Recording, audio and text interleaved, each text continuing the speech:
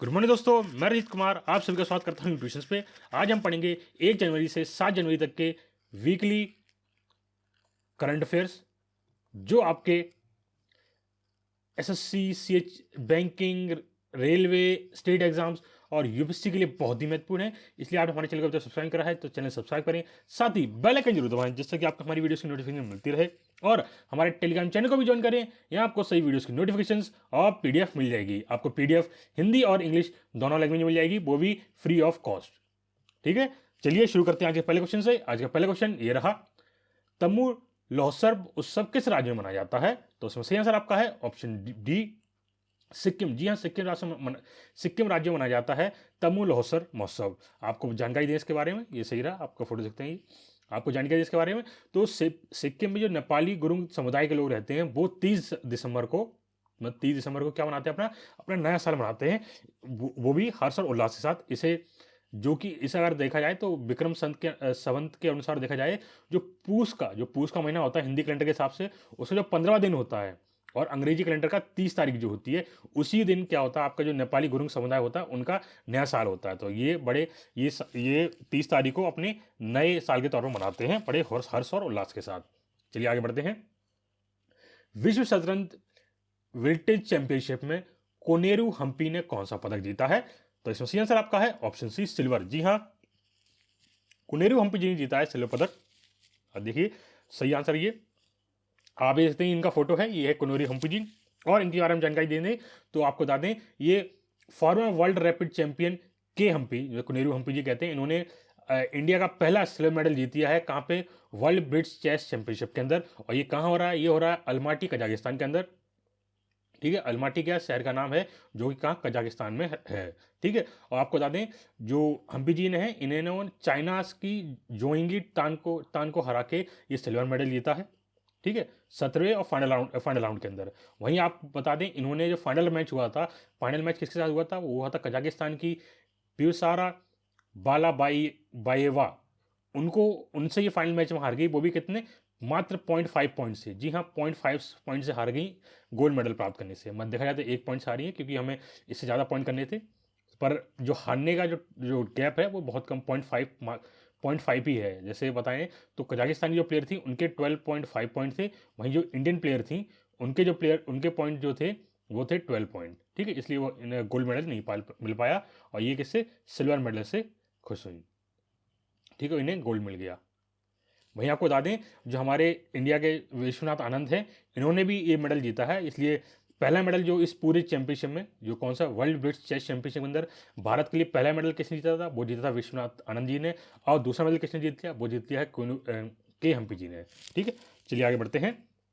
फसाई के सीईओ कौन बने हैं? तो इसमें सही आंसर आपका है ऑप्शन डी, जी कमलावर्धन राव। जी हाँ, जी कमलावर्धन राव जी बन गए हैं सीईओ ऑफ फसई। जी हाँ, फसई फुल फॉर्म क्या है? वो है food safety and standard authority of India. ठीक है, चलिए आगे बढ़ते हैं। हॉकी में Khelo India youth games men's under 18 का खिताब किसने जीता है? तो सी आंसर आपका है ऑप्शन बी, मध्य प्रदेश। जी हाँ, मध्य प्रदेश ने जीता है Khelo India youth game 2022 men's under 18 का खिताब। देखिए, आप देखते हैं ये फोटो है, इसमें मध्य प्रदेश की टीम ने गोल्ड जीता है। ठीक है, आपको बता दें, आपको पूरे चैंप में ये याद रखना किसने मैच जीता है, कौन सा मतलब स्टेट विनर रहा है इसमें, क्योंकि ये इंटर स्टेट कंपटीशन होता है। और इस स्टेट में आपको याद रखना है, ये तो याद रखना ही रखना है स्टेट कौन सा जीता है। साथ में आपको याद रखना है कि बेस्ट गोलकीपर कौन रहा है, तो वो रहे रवि हरियाणा टीम के। और बेस्ट डिफेंडर रहे हैं सुंदरम राजवत, जो कि मध्य प्रदेश टीम से थे। वहीं बेस्ट मिडफील्डर रहे हैं प्रेम दयाल गिरी, जो कि उड़ीसा टीम से थे। वहीं बेस्ट स्ट्राइकर रहे हैं अली अहमद, जो कि मध्य प्रदेश टीम से थे। चलिए आगे बढ़ते हैं। बीएसएफ महानिदेशक का अतिरिक्त प्रभार किसे दिया गया है? तो आपको बताना है किसको एडिशनल चार्ज दिया गया है डायरेक्टर जनरल ऑफ बीएसएफ का। तो सही आंसर आपका है ऑप्शन डी। जी हाँ, ऑप्शन डी सही आंसर। इसमें सुजोय लाल थाउसेन जी को दिया गया है additional charge of director general of, मतलब additional charge of director general of BSF का। ठीक है, ये करंटली इस टाइम ये सीआरपीएफ के डायरेक्टर जनरल हैं। अब ये बीएसएफ के भी डायरेक्टर जनरल हो गए हैं। ठीक है, आपको बीएसएफ फुल फॉर्म पता ही है, बॉर्डर सिक्योरिटी फोर्स। वहीं सीआरपीएफ की फुल फॉर्म है सेंट्रल रिजर्व पुलिस फोर्स। ठीक है, ये दोनों कैसी फोर्स हैं? ये पैरामिलिट्री फोर्सेस हैं भारत की। चलिए आगे बढ़ते हैं। भारत के चुनाव आयोग ने किस राज्य में मिशन 929 लॉन्च किया है? तो सी आंसर आपका है ऑप्शन सी, त्रिपुरा राज्य। जी हाँ, त्रिपुरा राज्य के अंदर हमारे सॉरी चुनाव आयोग ने मिशन 929 मतदान केंद्र पर लॉन्च किया है। इसमें क्या है, इनका जो पूरा फोकस रहेगा वो रहेगा मतदाताओं पे रहेगा, क्योंकि इस बार का जो चुनाव है 2023 में जो चुनाव होगा त्रिपुरा के अंदर, उस चुनाव में जो चुनाव आयोग है उनका जो टारगेट है वो टारगेट है 92% एंड अबव, मतलब 92% से ज़्यादा की वोटिंग हो पूरे त्रिपुरा राज्य में। वहीं आपको बता दें 2018 में जब आखिरी बार चुनाव हुए थे तो इसमें जो वोटिंग हुई थी वो 89% वोटिंग हुई थी। ठीक है, अब इस बार का टारगेट कितना रखा है चुनाव आयोग ने, वो रखा 92%। इसी के तहत ये मिशन लॉन्च किया गया जिसका नाम है मिशन 929। ठीक है, चलिए आगे बढ़ते हैं। नीलगिरी तहर परियोजना किस राज्य द्वारा शुरू की गई है? तो सी आंसर आपका है ऑप्शन ए, तमिलनाडु। जी हाँ, तमिलनाडु सरकार द्वारा नीलगिरी तहर परियोजना शुरू करी गई है। इसके तहत क्या क्या करेंगे ये लोग, इसके तहत क्या करेंगे, जितने भी नीलगिरी जो आपके वो हैं पशु हैं उनको आवास दिया जाएगा, मतलब बिल्कुल नेचुरल आपका जो हैबिटेट है और स्टेबलाइजिंग पॉपुलेशन दी जाएगी उन एलिमेंट्स के, जिससे कि वो रह सकें। तो ये भारत का अपने आप में पहला एक ऐसा प्रोजेक्ट है जो इस पर फोकस करेगा कि जो जानवर हैं उनके मूल आवास पर को बहाल किया जाए। ठीक है, बहाल करना इसकी और आबादी को स्थिर करना इसका टारगेट होगा। वहीं बता दूं नीलगिरी प्रोजेक्ट है ये 5 साल की चलाया जाएगा और इसका जो बजट है वो है 25.14 करोड़ रुपए। ठीक है, चलिए आगे बढ़ते हैं। ओवरसीज बैंक का एमडी और सीईओ किसे नियुक्त किया गया है? तो सी आंसर आपका है ऑप्शन डी, अजय कुमार श्रीवास्तव। जी हाँ, अजय कुमार श्रीवास्तव जी को अपॉइंट किया गया है ओवरसीज बैंक के सीईओ। आप देखते हैं ये फोटो है उनका। और आपको बता दें इंडियन ओवरसीज बैंक को फाउंड किया गया था 10 फरवरी 1937 चेन्नई के अंदर, और इसके जो फाउंडर थे वो MCTM चिदम्बरम चेट्टियार जी थे, और इसका जो हेडक्वार्टर वो चेन्नई के अंदर है। चलिए आगे बढ़ते हैं। किस राज्य सरकार ने पाठ्य पुस्तकों में फातिमा शेख के योगदान को शामिल किया है? तो सी आंसर आपका है ऑप्शन डी, आंध्र प्रदेश। जी हाँ, आंध्र प्रदेश सरकार ने जो फातिमा शेख जी थी उनका योगदान को एक पाठ्य पुस्तक बुक में शामिल कर लिया है स्कूल के कोर्स में। ठीक है, आप देखते हैं ये फोटो है फातिमा शेख जी का, और आपको बता दें ये पहली मुस्लिम वुमेन एजुकेटर थी। चलिए आपको जानकारी दें इनके बारे में। तो आपको बता दें आंध्र प्रदेश सरकार ने 8वीं कक्षा की जो स्कूल पाठ्य पुस्तक है उनकी बुकें हैं उसमें फातिमा शेख के योगदान पर एक पाठ शुरू किया गया है। ठीक है, आपको बता दें फातिमा शेख भारत की पहली मुस्लिम शिक्षिका थी, मतलब टीचर थी, पहली एजुकेटर थी, साथ ही भारत की सबसे महान समाज सुधारकों और शिक्षिकाओं में से एक थी। वहीं आपको बता दें उन्होंने प्रसिद्ध समाज सुधारक दमती ज्योतिराव फूले और सावित्रीबाई को आश्रय देने के लिए जाना जाता है, और जिन्होंने बालिकाओं की शिक्षा के लिए काम किया था। ठीक है, चलिए आगे बढ़ते हैं। किस राज्य की पुलिस को IACP पुरस्कार मिला है? तो सी आंसर आपका है ऑप्शन सी, छत्तीसगढ़। जी हाँ, छत्तीसगढ़ को पुलिस को मिला है IACP पुरस्कार, जो आपको बता दें एक इंटरनेशनल प्रोजेक्ट है और इनका एक परियोजना थी छत्तीसगढ़ पुलिस की, वो थी निजात जो उनका मिशन था। इस मिशन के लॉन्च तहत इनको क्या ये IACP पुरस्कार मिला है। ठीक है, इसमें निजात में क्या था, ये लोग no drugs yes to life, मतलब ड्रग्स के पीछे इन्होंने पूरा क्या नाम वो मिशन चलाया था जिसका नाम निजात है, कि छत्तीसगढ़ में जो भी है ड्रग्स को दूर किया जाए। तो आपको जानकारी दें इसके बारे में, तो बता दें आपको अमेरिका की जो एसोसिएशन है, ये अमेरिका बेस्ड एसोसिएशन है जिसका नाम है international association of chiefs of police, मतलब IACP कहते हैं इसको, और ये US बेस्ड इंटरनेशनल ऑर्गेनाइजेशन है। इसका जो काम होता है वो सेलेक्ट करती है anti drug illicit liquor campaign. जो निजात है, इसका जो निजात जो आपको बताया छत्तीसगढ़ का ये पुलिस का ये कैंपेन था, मिशन था, शुरू किया गया था एंटी ड्रग और इलिसिट लिक्वर, मतलब शराब, जो इलीगल शराब के बारे में, कच्ची शराब जो बेचते हैं उनके लिए मिशन शुरू किया गया था। और उसके लिए जो निजात मिशन है इसके लिए इन्हें अवार्ड दिया गया है छत्तीसगढ़ पुलिस को। और किस कैटेगरी में? ये कैटेगरी थी लीडरशिप इन क्राइम प्रिवेंशन। ठीक है, ये इस कैटेगरी के अंदर इन्हें ये अवार्ड दिया गया है। आपको बता दें ये IACP 2000 अवार्ड एक प्रेस्टिजियस अवार्ड है ये। ठीक है, प्रतिष्ठित अवार्ड है ये IACP, और जो मिला है इन्हें किसी निजात मिशन के लिए। तो आपको ये और इसको बता दें कि जिसमें मुख्यमंत्री भूपेश बघेल जी के निर्देश के बाद ड्रग पेडलर और बूटल लेगर्स के खिलाफ सख्त कार्रवाई करने और ड्रग की तस्करी की जांच करने के लिए निष्पादित किया गया था। ये सब मिशन का काम था। आपको बता दें कि जो IACPF का जो फाउंड किया गया था वो मई 1893 में किया गया था, और इसके जो फॉर्मली कॉल्ड इससे पहले क्या कहा जाता था, इसे कहा जाता था पहले national chief of police union. ठीक है। National chief of police union का नाम चेंज बदल के अब क्या कर दिया गया, अब कर दिया गया international association of chief police, ठीक है, IACP कर दिया गया इसका। पहले क्या था, national chief of police union. वहीं आपको बता दें इसके जो हेडक्वार्टर हैं अलेक्जेंड्रिया वर्जीनिया यूनाइटेड स्टेट्स के अंदर है, और उसके जो प्रेसिडेंट है वो है सिंथिया ई रेनाउल्ड, ठीक है। चलिए आगे बढ़ते हैं। मुख्यमंत्री सुखास्य सहायता कोष किस राज्य में शुरू किया गया है? तो सी आंसर आपका है ऑप्शन बी, हिमाचल प्रदेश। जी हाँ, हिमाचल प्रदेश में मुख्यमंत्री सुखास्य सहायता कोष की शुरुआत की गई है, ठीक है। आप सकते हैं, आपको बता दें इसके बारे में जानकारी दे दें तो हिमाचल प्रदेश सरकार के हिमाचल प्रदेश के मुख्यमंत्री सुखविंदर सिंह सुक्खू ने राज्य में निष्कासित, मतलब आपके जो आपके डाइट्यूटी होते हैं, जो गरीब लोग होते हैं, उनके लिए 101 करोड़ रुपए का एक मुख्यमंत्री सुखास्य सहायता कोष स्थापित किया है। इसमें क्या है कि हिमाचल प्रदेश के मुख्यमंत्री ने बताया है कि कांग्रेस के 40 विधायक अपने वेतन के 1-1 लाख रुपए इस कोष में योगदान करेंगे, और साथ ही में भाजपा और अन्य पार्टियों से भी कहा है कि वो भी अपना योगदान करें।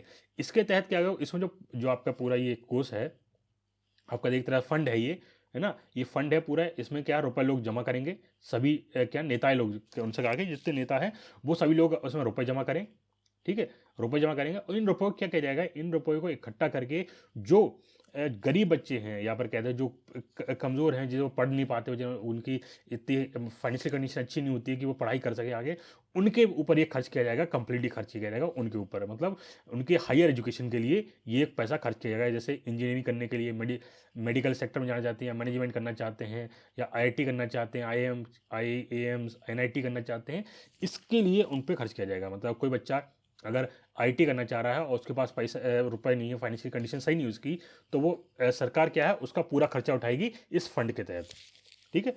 चलिए आगे बढ़ते हैं। 108वीं भारतीय विज्ञान कांग्रेस का उद्घाटन कहाँ किया जाएगा? तो आपको बताना है 108th इंडियन साइंस कॉन्फ्रेंस कहाँ आयोजित की जाएगी? तो सी आंसर आपका है ऑप्शन डी, नागपुर के अंदर। जी हाँ, नागपुर के अंदर आयोजित की जाएगी 108th इंडियन साइंस कॉन्फ्रेंस। और आपको बता दें इसके चेयरमैन कौन रहेंगे, वो चीफ मिनिस्टर रहेंगे, ठीक है। और इस कॉन्फ्रेंस में जो थीम थी, मतलब पूरा याद करना, वो है मेन आपकी थीम। वो थीम क्या थी? Science and technology for sustainable development with women empowerment. तो ये आप याद रखिएगा, बहुत ही इंपॉर्टेंट है ये, कि आपकी थीम है, ठीक है, थीम आपकी बहुत ही इंपॉर्टेंट है, याद रखिएगा। चलिए आगे बढ़ते हैं। सियाचिन में सक्रिय रूप से तैनात होने वाली पहली महिला अधिकारी कौन बनी है? तो सही आंसर आपका है ऑप्शन ए, सेवा चौहान। जी हाँ, सेवा चौहान जी, आप देखते हैं फोटो, ये बन गई हैं पहली वुमेन ऑफिसर जिन्हें डिप्लॉय किया गया है सियाचिन के अंदर, सियाचिन ग्लेशियर पे डिप्लॉय किया गया है, ठीक है। चलिए आगे बढ़ते हैं। ढाका लिटरेचर फेस्टिवल का 10वां संस्करण किस देश में आयोजित किया जाएगा? तो सी आंसर आपका है ऑप्शन डी, बांग्लादेश के अंदर। जी हाँ, बांग्लादेश के अंदर आयोजित किया जाएगा ढाका लिट फेस्ट, जो कि 5 जनवरी 2023 से शुरू किया जाएगा। 5 जनवरी से शुरू हो गया है और आपका कल तक चलेगा आपका, ठीक है। चलिए आगे बढ़ते हैं। आपको जानकारी दें, ढाका लिस्ट जिसे हम कहते हैं DLF कहते हैं, ये जिसका 10वां संस्करण, जो कि सबसे बड़ा अंतर्राष्ट्रीय साहित्यिक उत्सव है ये, ठीक है। ये लार्जेस्ट इंटरनेशनल लिटरेरी फेस्टिवल कहा जाता है इसे, जो कि बांग्लादेश के अंदर हो रहा है। इसे अभी 3 साल से पोस्टपोन कर रखा था, क्यों? क्योंकि कोविड-19 वजह से ये नहीं हो पा रहा था। अब इस साल शेड्यूल कर दिया गया है, वो 5 जनवरी से 8 जनवरी तक ये मनाया जाएगा, ठीक है। आपको बता दें, ढाका लिस्ट फेस्ट जो है, जिसे हम कहते हैं DLF, इसे फाउंड किया गया 2011 के अंदर, और ये शोकेस करता है Dhaka and Bangladeshi literature and culture to the world. ये क्या दिखाता है? ये दिखाता है कि ढाका और बांग्लादेशी आपकी जो क्या नाम है संस्कृति और साहित्य को दिखाता है पूरी दुनिया में, ठीक है। चलिए आगे बढ़ते हैं। भारत की पहली हरित मतलब हो गई, भारत की फर्स्ट मतलब पहली ग्रीन हाइड्रोजन ब्लेंडिंग प्रोजेक्ट कहाँ शुरू बना गया है, मतलब किस कंपनी ने शुरू की है? तो सही आंसर आपका है ऑप्शन डी, NTPC। जी हाँ, NTPC ने शुरू करी है भारत की पहली ग्रीन हाइड्रोजन ब्लेंडिंग प्रोजेक्ट, ठीक है। किसने? NTPC ने। चलिए आपको बता दें, इंडिया की first green hydrogen blending operation जो है वो पाइप्ड नेचुरल गैस, जैसे हम PNG कहते हैं, नेटवर्क जो NTPC के कवास गुजरात के अंदर, ठीक है, आपको जो गुजरात में जगह है कवास, वहाँ पे ये शुरू किया गया है। और ये प्रोजेक्ट जो है वो जॉइंट एफर्ट चलाया है किसके द्वारा, एनटीपीसी और गुजरात गैस के द्वारा, गुजरात गैस लिमिटेड के द्वारा, दोनों दोनों लोग मिलके ये परियोजना चलाएंगे। ठीक है, इसमें क्या करेगा, ये लोग हाइड्रोजन ब्लेंडिंग करेंगे। कहाँ पे, गुजरात के अंदर, कौन सी जगह पे, कवास में। ठीक है, वहीं आपको बता दूं कि जो पावर जनरेशन कंपनी है इसमें क्या है, ये क्या करेंगे, मॉलिक्यूलर ऑफ ग्रीन हाइड्रोजन का इस्तेमाल करेंगे, किसके लिए, आपको इलेक्ट्रिसिटी उत्पन्न करने के लिए या इलेक्ट्रिसिटी बनाने के लिए। ठीक है, और आपको बता दें जो इसका फाउंडेशन स्टोन रखा गया था वो रखा गया था 30 जुलाई 2022 में नरेंद्र मोदी द्वारा। ठीक, चलिए आगे बढ़ते हैं। कौन सा राज्य राजस्व पुलिस प्रणाली को समाप्त करने वाला पहला राज्य बन गया है, तो सी आंसर आपका है ऑप्शन ए उत्तराखंड। जी हाँ, उत्तराखंड राज्य बन गया है जिन्होंने आपका पूरी तरह समाप्त कर दिया है क्या, रेवेन्यू पुलिस सिस्टम खत्म कर दिया है। ठीक है, चलिए आपको बहुत जानकारी दें इसके बारे में। तो उत्तराखंड सरकार ने उत्तराखंड सरकार ने राज्य में राजस्व पुलिस प्रणाली पूरी तरह खत्म करने का फैसला किया है। आपको बता दें पुष्कर सिंह धामी जो कि इस टाइम उत्तराखंड के मुख्यमंत्री हैं, जिन्हें बताया है कि राजस्व गांव को नियमित पुलिस व्यवस्था के तहत लाने की घोषणा कर दी है इन्होंने। अब क्या है, इनके जो राजस्व, पहले क्या होता था, यहाँ पे जो पटवारी हुआ करते थे, पटवारी हो गए ना, ये पहले इनके पास लोगों को सजा मतलब पकड़ने के, जेल में डालने का अधिकार था।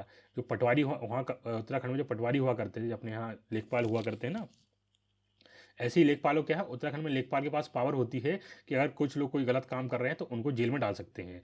पर अब क्या है, उन सभी से ये पावर छीन ली जाएगी। अब ये पावर दे दी जाएगी उनकी स्टेट पुलिस को। ठीक है, वहीं आपको बता दें मुख्यमंत्री कार्यालय ने उनके बयान के अनुसार उत्तराखंड के 1800 जो राजस्व गांव हैं उनकी कानून व्यवस्था राज्य पुलिस संभालेगी, मतलब स्टेट पुलिस देखेगी।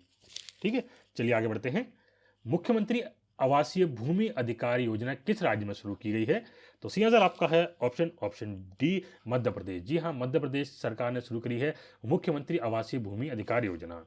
ठीक है, आपको बता दें इसके तहत मुख्यमंत्री शिवराज सिंह चौहान जो कि मुख्यमंत्री हैं मध्य प्रदेश की, उन्होंने शुरू करी है जो कि इनमें क्या है, चयनित आवाज जो यहाँ पे लोगों को लोग चूज करेंगे, मतलब मुख्यमंत्री जो सरकार है हमारी इनकी मध्य प्रदेश के अंदर, वो चूज़ करेगी जो लोग हैं, जो गरीब लोग हैं या पर जिनके पास रहने की जगह नहीं है, उन्हें क्या उनको चूज़ करके उनके लिए निःशुल्क ज़मीन देगी। ठीक है, और उस पर क्या करेंगी, उनको रहने की जगह दे देगी, मतलब जिनको जगह नहीं है रहने के लिए, जो गरीब बेघर लोग हैं, उन बेघर लोगों को ये लोग जगह देंगे और साथ में उन्हें मकान बना के देंगे। ठीक है, तो ये उसी उसी का नाम रखा गया है मध्य प्रदेश आवासीय भूमि अधिकार योजना, इस शुरू करी गई इसी के लिए। ठीक है, इस योजना का उद्देश्य ग्रामीण क्षेत्रों में रहने वाले गरीबों को अपना घर बनाने का मुफ्त भूखंड उपलब्ध कराना है। जो ग्रामीण क्षेत्र में लोग रह रहे हैं, गरीब लोग रह रहे हैं, उनके लिए मुफ्त में फ्री में जगह दी जाएगी। ठीक है, जमीन पूरी तरह से निःशुल्क दी जाएगी और प्लॉट के साथ अन्य सभी योजना भी का लाभ भी दिया जाएगा इन लोगों को। चलिए आगे बढ़ते हैं। कौन सा देश यूरोपीय संघ का पूर्ण रूप से एकीकृत सदस्य बन गया है, मतलब कौन सा देश फुल्ली इंटीग्रेटेड मेंबर बन गया है यूरोपियन यूनियन का, तो सही आंसर आपका है ऑप्शन सी क्रोशिया। जी हाँ, क्रोशिया देश आप देखते हैं पूरा ये यूरोपियन यूनियन है, कंट्रीज हैं जो यूरोप में एडेड है, ये पूरा यूरोपियन यूनियन है। ठीक है, यूरोपियन यूनियन आप देखते हैं ये वाली कंट्री, ये जो है, ये जो कंट्री है आप देखते हैं मैप में, यहाँ जो दिखा दी रही है पूरी कंट्री आपको, ये जो कंट्री है पूरी, ये कौन सी है, ये पूरी क्रोशिया है। और क्रोशिया क्या है, 2013 में यूरोपियन यूनियन में शामिल हो गया था। और अब इनने क्या करा है, अब अपनी इसने करेंसी त्याग दी है। पहले इनकी करेंसी थी, उस करेंसी त्याग के अब इनने यूरो एक्सेप्ट कर लिया है। तो आपको बता दें जो क्रोशिया है उन्होंने अपनी करेंसी को यूरो में स्विच कर लिया है। ठीक है, क्रोशिया यूरो में बदल गया है और यूरोप के पासपोर्ट मुक्त क्षेत्र, मतलब जो आपका यूरोप का पासपोर्ट फ्री जोन है उसमें भी ऐड हो गया है। कि आपको जानते हैं कि अगर आपके पास यूरोप का पास है तो आप किसी भी जितनी भी यूरोपियन कंट्री हैं उनके अंदर आप फ्री ट्रेवल कर सकते हो, मतलब बिना आपको वीज़ा के ट्रेवल कर सकते हो। ठीक है, तो उसके लिए भी इन्हें अभी मिल गया है। ठीक है, और वहीं आपको बता दें जो बाल्कन राष्ट्र है, जो मतलब क्रोशिया को कहते हैं, इन्होंने अपनी जो करेंसी है, किसे कहते हैं कुना, क्या कहते हैं इनको, कुना कहते हैं। यूरोपीय क्रोशियन करेंसी क्या कुना थी, इसको अब त्याग दिया। अब इसके क्या एक्सेप्ट कर लिया, इन्हें एक्सेप्ट कर लिया है यूरो। इन्होंने क्या, अब इस कंट्री में क्या चलेगा, यूरो चलेगा, यूरो चलेगा। और साथ ही ये 20वां ऐसा मेंबर बन गया है जिसने अपना ये करेंसी एक्सेप्ट करी है। ठीक है, 20वां मेंबर बन गया है जिसने क्या ना अपनी नेशनल करेंसी क्या कर ली है, यूरो कर ली है, ये पूरे यूरोप के अंदर। और 7वां नेशन बन गया है, किसका 7वां नेशन बन गया है, सेगेन जोन का। ठीक है, जो क्या है world largest passport free travel area है। ठीक है, आपको बता दें जो क्रोशिया है वो फॉर्मर यूगोस्लाव रिपब्लिक कहा जाता था इसे। इसने 1990s में अपनी इंडिपेंडेंट पाई और 2013 में, आपको जैसे बताया था कि 2013 में इसने यूरोपियन यूनियन का मेंबरशिप ले लिया था। चलिए आगे बढ़ते हैं। भारतीय पुस्तकालय कांग्रेस का आयोजन किस राज्य में किया गया था? तो इंडियन लाइब्रेरी कांग्रेस ऑर्गेनाइज कहाँ हुई थी? तो सी आंसर आपका है ऑप्शन बी केरला के अंदर। जी हाँ, केरल के अंदर हुई थी आपकी इंडियन लाइब्रेरी कांग्रेस 2023। कब? 1 जनवरी से 3 जनवरी तक। कहाँ पे? कन्नूर जगह पे। तो वहीं आपको बता दें केरल के मुख्यमंत्री पिनरई विजयन ने केरल के कन्नूर में भारतीय पुस्तकालय कांग्रेस का उद्घाटन किया। इंडियन लाइब्रेरी कांग्रेस का उद्घाटन कार्यक्रम people's mission for social development and library council द्वारा किया गया था। चलिए आगे बढ़ते हैं। इमोइनु इरप्ता उत्सव किस राज्य में मनाया जाता है? तो सी आंसर आपका है ऑप्शन सी मणिपुर। जी हाँ, मणिपुर में मनाया जाता है इमोइनु इरप्ता फेस्टिवल। ठीक है, आप देखते हैं आपको जानकारी दें इसके बारे में, तो आपको बता दें जो इमोइनु दिवस मणिपुर में मैतेई संस्कृत अनुष्ठान का एक भाग के रूप में मनाया जाता है। इमोइनु दिवस पारंपरिक त्योहार वाचिंग के मेइतेई चंद्र महीने के 12वें दिन मनाया जाता है और हर साल इस दिन घाटी के लोग इमोइनु इस्तफा अनुष्ठान के भाग के रूप में विशेष संख्या में व्यंजन परोसते हैं। ठीक है, और आपको बता दें वे मणिपुर में इमोइनु एराप्टा को स्वास्थ्य, समृद्धि, प्रचुरता और घरेलू व्यवस्था की देवी के रूप में मानते हैं। तो इमोइनु कौन है? इमोइनु क्या है? उनकी देवी है। मणिपुर के जो लोग रहते हैं वो उन्हें देवी मानते हैं और उनको इस दिन पे क्या वो उनके लिए विशेष खाना, मतलब अच्छे अच्छे व्यंजन पकवान हैं उनके सामने परोसते हैं। ठीक है, चलिए आगे बढ़ते हैं। पानी पर पहला अखिल भारतीय वार्षिक राज्य मंत्रियों का सम्मेलन कहाँ आयोजित किया गया है? तो आपको बताना है कि पहला all India annual state minister conference on water कहाँ ऑर्गेनाइज करी गई है? तो सी आंसर आपका है ऑप्शन बी भोपाल। जी हाँ, भोपाल में आयोजित किया गया है। ये कौन सा? आपका first all India annual state ministers conference on water ये शुरू करी है। और सबसे इंपॉर्टेंट इसमें क्या आपको रखना है, इसमें याद रखना है इसकी थीम। तो थीम क्या थी? Water vision @2047। ठीक है, ये बहुत इंपॉर्टेंट है, थीम आपको याद रखनी है। चलिए आपको जानकारी दे दें कि जल शक्ति मंत्रालय ने 5 जनवरी से 6 जनवरी 2023 तक भोपाल मध्य प्रदेश में वाटर विजन 2027 की थीम के साथ जल पर प्रथम अखिल भारतीय वार्षिक राज्य मंत्री सम्मेलन का आयोजन किया था। ठीक है, और आपको बता दें मध्य प्रदेश के मुख्यमंत्री शिवराज सिंह चौहान और केंद्र जल शक्ति गजेंद्र सिंह शेखावत ने इस अवसर पर बधाई दी थी। चलिए आगे बढ़ते हैं। चुनाव आयोग द्वारा बिहार का राज्य नेत्र किसे नियुक्त किया गया है? तो आपको बताना है कि स्टेट आई ऑफ बिहार किसे अपॉइंट किया गया है इलेक्शन कमीशन द्वारा? तो सही आंसर आपका है ऑप्शन डी मैथिली ठाकुर। जी हाँ, मैथिली ठाकुर जी आप देखते हैं फोटो, ये इन्हें अपॉइंट किया गया है स्टेट आई ऑफ बिहार। आपको बता दें कि जो लोक गायिका हैं मैथिली ठाकुर, इनको जो चुनाव आयोग द्वारा बिहार की स्टेट आइकन की नियुक्त किया गया है। और ये बता दें ये गायिका मतदाताओं के बीच चुनावी प्रक्रिया में उनकी भागीदारी के लिए जागरूकता पैदा करेंगी और उन्हें जो आपके हैं यह मान्यता उन्हें बिहार के लोक संगीत और महाद्वीपों में फैलाने और चुनावी प्रक्रिया में भाग लेने के महोत्सव के बारे में जागरूकता पैदा करने के लिए अधिक प्रोत्साहन देगी। ठीक है, चलिए आगे बढ़ते हैं। जाग मिशन के लिए किस राज्य में वर्ल्ड हैबिटेट अवार्ड 2023 मिला है? तो किस राज्य को मिला है ये कौन सा वर्ल्ड हेरिटेज अवार्ड? तो हैबिटेट, ये वर्ल्ड हेरिटेज अवार्ड 2023 किसे मिला है? तो सी आंसर आपका है ऑप्शन सी उड़ीसा। जी हाँ, उड़ीसा राज्य को जो जगह मिशन का है इसके तहत इन्हें मिला है, कौन सा जगह मिशन जो इनका है उड़ीसा का। ठीक है, इसके तहत इन्हें मिला है एक world habitat award for second time में, दूसरी बार मिला है इनको ये। ठीक है, आपको बता दें ये आपका जो उड़ीसा है वो उसने यूएन की जो वर्ल्ड हैबिटेट अवार्ड 2023 जो कि इनका जगह मिशन है उसके तहत इनका जो 5T है, 5T इनिशिएटिव है, उसके तहत इन्हें अवार्ड दिया गया है। और आपको बता दें ये यूएन द्वारा, यूनाइटेड नेशन द्वारा ये अवार्ड दिया जाता है। ठीक है, और इसमें क्या है पुरस्कार दुनिया भर के अभिव्यक्त जो आपके पूरे वर्ल्ड में जो लोग हैं उनमें जो innovative, outstanding and revolutionary housing ideas और प्रोजेक्ट एंड प्रोग्राम्स जो होते हैं पूरे वर्ल्ड से, उसे रिकॉग्नाइज करके ये अवार्ड दिया जाता है कि सबसे अच्छा किसका ये काम करा है। ये आपको बता दें, जो जगह मिशन है इसको भूमि व स्वामित्व झुग्गी अन्य कार्यक्रम है जिसका उद्देश्य झुग्गी वासियों के लिए जीवन सशक्त बनाना है। मतलब जो श्रम लोग हैं उनके लिए अच्छा जीवन पा सकें, इसके लिए ये मिशन शुरू किया गया था उड़ीसा सरकार ने। चलिए आगे बढ़ते हैं। 17वें प्रवासी भारतीय सम्मान पुरस्कार के लिए कितने लोगों को चयन किया गया है? तो सी आंसर आपका है ऑप्शन डी 27। जी हाँ, 27 लोगों को अपॉइंट किया गया है 2017 प्रवासी भारतीय सम्मान अवार्ड के अंदर। जी हाँ, ठीक है। आपको बता दें, विदेशों में रहने वाले 27 भारतीयों को भारत सरकार द्वारा प्रवासी भारतीय सम्मान पुरस्कार के लिए भारत और विदेशों दोनों के उसकी उपलब्धि के लिए चुना गया है। मतलब आउटस्टैंडिंग अचीवमेंट के लिए इन्हें चुना गया है। ठीक है। और आपको बता दें, यह पुरस्कार भारतीयों को दिए जाने वाला सर्वोच्च सम्मान है। मतलब ये भारत के द्वारा हाईएस्ट ऑनर दिया जाता है। कौन? जो कि इंडिया से बाहर रह रहे होते हैं। कौन से? आपके जो इंडिया के बाहर रह रहे होंगे, मतलब कमाई के रहे हैं, या फिर एनआरआई जो होते हैं आपके, है ना, या पर्सन ऑफ इंडियन ओरिजिन जो होते हैं, उन सभी को ये क्या नाम है, अवार्ड दिया जाता है। ठीक है। और इसकी थीम क्या थी ये आप देखते हैं, reliable partners for India's progress in Amritkaal. तो ये याद रखिएगा, डियास्पोर मतलब क्या होगा, प्रवासी। ठीक है, प्रवासी भारतीयों के लिए। ठीक, चलिए, और ये याद रखिएगा बहुत ही इंपॉर्टेंट है।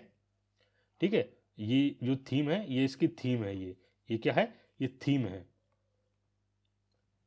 ये थीम है, याद रखिएगा, ये इंपॉर्टेंट पूछा जा सकता है आपसे। चलिए आगे बढ़ते हैं। और ये आपकी लिस्ट है पूरी 27 लोगों की, जिन्हें ये कौन कौन किन किन, जैसे जगदीश जी हैं, इनको मिला है, ऑस्ट्रेलिया में रहते हैं और साइंस एंड टेक्नोलॉजी और एजुकेशन सेक्टर में, एजुकेशन सेक्टर में इन्होंने काम करा है, इसलिए इन्हें अवार्ड दिया है। जैसे संजीव हो गए, जो भूटान में रह के एजुकेशन फील्ड में इन्होंने काम किया है। दिलीप जी हो गए, इन्हें ब्राज़ील में रह के आर्ट एंड कल्चर और एजुकेशन सेक्टर में काम करा है, इसलिए इन्हें अवार्ड दिया गया है। ठीक है, ऐसे ही 27 लोगों को भारत सरकार द्वारा चुना गया है और इनको सम्मानित किया गया है बस 17वें प्रवासी आवास योजना। आपका जो अवार्ड है ये कौन सा? प्रवासी भारतीय सम्मान अवार्ड से। ठीक है, चलिए आगे बढ़ते हैं। असम सरकार द्वारा असम वैभव पुरस्कार 2023 किसे दिया जाएगा? तो सही आंसर इसमें आपका है ऑप्शन डॉक्टर तपन सेकिया। जी हाँ, जो आप फोटो देखते हैं, ये फोटो है डॉक्टर तपन सेकिया जी का। इन्हें दिया जाएगा असम का हाईएस्ट अवार्ड, जिसका नाम है असम वैभव अवार्ड 2023। चलिए आगे बढ़ते हैं। आपको जानकारी दे दें कि असम सरकार द्वारा 2022-23 के लिए शीर्ष नागरिक सम्मान, जैसे कहते हैं highest state top civil award honour जो है वो दिया जाएगा डॉक्टर तपन सेकिया जी को। ठीक है, और ये असम जो है, असम सरकार ने असम वैभव, असम सौरभ और असम गौरव श्रेणी, ये 3 कैटेगरी हैं, याद रखिएगा। ये अवार्ड में 3 कैटेगरीज हैं, इन 3 कैटेगरी में पुरस्कार दिया जाता है। और इन 3 कैटेगरी में से कौन सा आपका जो असम वैभव है, इस कैटेगरी के अंदर डॉक्टर तपन जी को मिला है ये सम्मान। सरकार द्वारा सर्वोच्च नागरिक सम्मान दिया गया है किसको? डॉक्टर तपन जी को। आपको बता दें, असम सौरभ पुरस्कार, इसके तहत इन्हें 4 लाख रुपए कैश दिए जाते हैं और साथ ही लाइफ टाइम के लिए 3 लाख रुपए तक की फ्री मेडिकल सुविधा दी जाती है सरकार की तरफ से। चलिए आगे बढ़ते हैं। मुख्य सचिवों द्वारा राष्ट्रीय सम्मेलन कहाँ आयोजित किया जा रहा है? तो आपको बताना है, second national conference of chief secretaries being held on. तो सही आंसर आपका है ऑप्शन ए न्यू दिल्ली। जी हाँ, न्यू दिल्ली में ये चल रही है आपकी ये। ठीक है, और ये कल तक 4 जनवरी तक रही है, 7 जनवरी तक चली है, 5 जनवरी से 7 जनवरी तक ये आपकी जो है कॉन्फ्रेंस चली थी। इसका नाम था national conference of chief secretaries. ठीक है, ये आपकी सेकंड कॉन्फ्रेंस थी ये। ठीक है, इससे पहले पहली हुई थी और इसके चेयर किसके द्वारा किया गया? इसे चेयर किया गया है हमारे देश के प्रधानमंत्री नरेंद्र मोदी जी द्वारा। आपको जानकारी दे दें इसके बारे में, तो हमारे मुख्य सचिव द्वारा राष्ट्रीय सम्मेलन 2023 केंद्र और राज्य सरकार के बीच साझेदारी को बढ़ाने की दिशा में एक और महत्वपूर्ण कदम होगा। तो ये कॉन्फ्रेंस किस लिए किया गया है? इसमें क्या गया आपको, इसमें सेंटर और स्टेट आपस में एक दूसरे से बात करेंगे, मतलब पार्टनरशिप करेंगे और अपने आप को जो उनके विकास के लिए अपनी पार्टनरशिप को मजबूती लाएंगे। ठीक है, इस कॉन्फ्रेंस के द्वारा। और जो पहली कॉन्फ्रेंस हुई थी वो धर्मशाला जून 2022 के अंदर हुई थी, याद रखिएगा। पहली कॉन्फ्रेंस कहाँ हुई? धर्मशाला जून 2022 में। और आपकी जो दूसरी कॉन्फ्रेंस हुई वो अभी आपकी, आप बताया मैंने आपको, हो रही है आपकी। ठीक है, कहाँ? 5 जनवरी से 7 जनवरी दिल्ली के अंदर हो रही है। ठीक है, और आपको बता दें ये 3 दिन की आपकी पूरी कॉन्फ्रेंस थी। इसमें आपका जो फोकस है वो किस पर किया जाता है, रैपिड जो आपको अचीविंग रैपिड मतलब तेजी और निरंतर आर्थिक विकास पे फोकस किया जाता है, इसमें किया गया था। और इसमें जो मेन, देखो पूरा तो ये हो गया, इसमें जो मेन था पूरी वो था ये आपके थीम्स, मतलब ये आपके 6 आइडेंटिकल थीम्स फेस थी। इन 6 पे वर्क सोचा काम किया गया। कौन से, थ्रस्ट एमएसएमई, ठीक है, infrastructure and investment, mining compliances, women empowerment, health nutrition और स्किल डेवलपमेंट। इन 6 पॉइंटों के ऊपर ये कॉन्फ्रेंस करी गई थी। ये मान लीजिए एक तरह से ये थीम है जिसपे ये पूरी कॉन्फ्रेंस काम कर रही थी। चलिए आगे बढ़ते हैं। उत्तर प्रदेश के किस शहर के लिए दुनिया का सबसे लंबा रिवर क्रूज शुरू किया गया है? तो सही आंसर आपका है ऑप्शन बी, डिब्रूगढ़। जी हाँ, डिब्रूगढ़ से ये क्या नाम है आपकी लॉन्ग क्रूज जो है, world cruise river, world's longest cruise शुरू की गई है। और डिब्रूगढ़ कहाँ पे, आपके असम में पड़ता है। तो डिब्रूगढ़ असम से लेकर उत्तर प्रदेश की वाराणसी वो शहर है, वहाँ तक ये पूरी क्रूज लाई जाएगी। और ये गंगा विलास कहा जाता है इसे, ठीक है। क्रूज का नाम क्या है, आप देखते हैं फोटो, ये क्रूज का फोटो, इसका नाम है गंगा विलास। ये गंगा विलास है। ये 5 दिन की पूरी यात्रा होगी, जिसमें ये क्रूज 5 जगह रुकेगी, या पूरे क्रूज 5 दिन में ये 5 जगह रुकेगी, जहाँ पे आप ये पूरी यात्रा या घूम फिर सकते हैं, ठीक है। चलिए आगे बढ़ते हैं। केंद्र सरकार ने राष्ट्रीय हरित हरित मतलब आपका हो गया ग्रीन हाइड्रोजन नीति को मंजूरी दे दी। इसकी प्रारंभिक लागत क्या है? तो अभी सेंट्रल गवर्नमेंट ने अप्रूव करी है नेशनल ग्रीन हाइड्रोजन पॉलिसी। तो आपको बता दें इसकी कॉस्ट कितनी है। तो सी आंसर इसमें आपका है ऑप्शन ए, आपकी 19,744 रुपीज़ इसकी कॉस्ट है पूरी, ठीक है। ये किसकी, नेशनल ग्रीन हाइड्रोजन मिशन में इसके पूरी, ठीक है, इन्हें कैबिनेट ने अप्रूव कर दिया है, ठीक है। इसके तहत इसकी जो कीमत आपको मैंने बता दी है, कितनी बता दी है, 19,744 करोड़ रुपीज़ बता दी है। इसमें इनका साइड एक प्रोग्राम है, उसकी जो लागत है उसकी लागत होगी 17,490 करोड़ रुपीज़ होगी खाली उसकी। वहीं आपका जो 1,466 करोड़ रुपीज़ होगी वो पायलट प्रोजेक्ट के लिए होगी। वहीं 400 करोड़ रुपये होंगे रिसर्च एंड डेवलपमेंट पे, और 0.388 करोड़ रुपीज़ होंगे अदर मिशन कंपोनेंट्स पे, ठीक है। चलिए आज के लिए देखते हैं। अगर आपको वीडियो अच्छी लगी हो, वीडियो को लाइक करें, चैनल को सब्सक्राइब करें, साथ ही हमारी वीडियो शेयर जरूर करें, जिससे कि ये बाकी लोगों के पास ही पहुंच सके। जय हिंद।